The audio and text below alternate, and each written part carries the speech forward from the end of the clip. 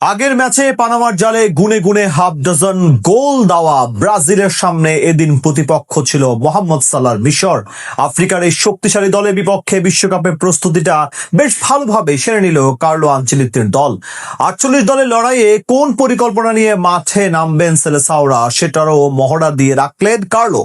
বিশ্বকাপের আগে নিজেদের শেষ প্রস্তুতি ম্যাচে কেমন ছিল ব্রাজিলের পারফরমেন্স সেটা নিয়ে বিস্তারিত রিপোর্টে। বিশ্বকাপের আগে শেষ প্রস্তুতি ম্যাচ হওয়ায় ফলাফলের চেয়ে পরিকল্পনা সাজানোটাই বেশি গুরুত্বপূর্ণ ছিল ব্রাজিলের জন্য। তবে বিশ্বকাপ পরিকল্পনা সাজাতে গিয়ে ম্যাচ হারার পক্ষে ছিল না সেলেসাওরা। শুরু থেকেই বলের দখল নিজেদের কাছে রেখে খেলার গতি নিয়ন্ত্রণের চেষ্টা করে তারা। অন্যদিকে মিশর অপেক্ষা করছিল কাউন্টার অ্যাটাকের সুযোগ তৈরি করার। রবিবার ভোরে শুরু থেকেই দল খেলতে থাকে আক্রমণাত্মক ফুটবল। ম্যাচের ৫ম মিনিটে আহমেদ ফাতুর শট অল্পের জন্য লক্ষ্যভ্রষ্ট হলে সতর্ক হয়ে যায় ব্রাজিল, যদিও ২ মিনিট পর নিজেরাই বল জালে জড়ায় সেলেসাওরা। ৭ম মিনিটেই প্রতিপক্ষের রক্ষণ ভাগের ভুল কাজে লাগিয়ে বল দখলে নেন ব্রুনো গুইমারেজ। বক্সের সামনে থেকে নেওয়া তার নিখুঁত শট কোনো সুযোগই দেয়নি মিশরের গোলরক্ষককে। ফলে ১-০ গোলে এগিয়ে যায় কার্লো আনচেলত্তির শিষ্যরা। তবে ব্রাজিলের আনন্দটা ছিল মাত্র কয়েক মিনিটের। ১০ম মিনিটে বড়সড় ভুল করে বসেন মার্কিনিয়স। তার ব্যাক পাস পেয়ে যান মোস্তফা জিকো। বল পেয়ে সামনে থাকা ব্রাজিলিয়ান গোলরক্ষক অ্যালিসনকে ঠান্ডা মাথায় বোকা বানিয়ে বল জালে পাঠান এই ফুটবলার। ম্যাচে সমতায় ফেরে মিশর সমতায় ফিরলে আক্রমণে আরো গতি বাড়ায় ব্রাজিল। ভিনিসিয়াস জুনিয়র, রাফিনিয়া ও ইগর থিয়াগো একের পর এক সুযোগ তৈরি করতে থাকেন। ২৫ মিনিটে ভিনিসিয়াস গোলরক্ষকের মুখোমুখি হয়েও গোল করতে পারেননি।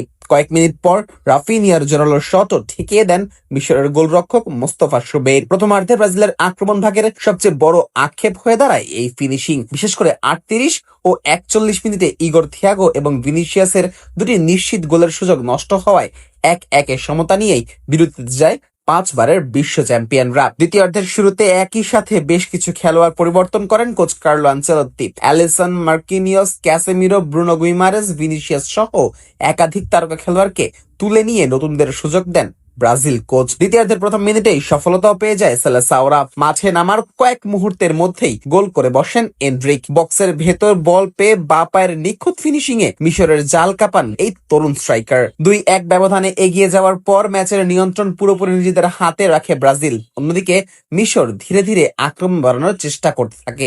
দ্বিতীয়ার্ধের শুরুতে মাঠে নামেন দলের সবচেয়ে বড় তারকা মোহাম্মদ সালাহ। তার উপস্থিতিতে মিশরের আক্রমণে কিছুটা গতি এলেও ব্রাজিলের বদলি গোলরক্ষক এভারটন এবং রক্ষণভাগ কোনো ভুল করেনি। এরপর একাধিক পরিবর্তন এনে ম্যাচে ফেরার চেষ্টা করে মিশর, কিন্তু শেষ পর্যন্ত ব্রাজিলের রক্ষণ দুর্গ ভাঙতে ব্যর্থ হয় আফ্রিকার এই প্রতিনিধিরা। শেষ পর্যন্ত ২-১ গোলের জয় নিশ্চিত করে মাঠ ছাড়ে ব্রাজিল। পানামার বিপক্ষে ৬ গোলের পর মিশরের মতো কঠিন প্রতিপক্ষকে হারিয়ে বিশ্বকাপ প্রস্তুতি শেষ করলো ব্রাজিল।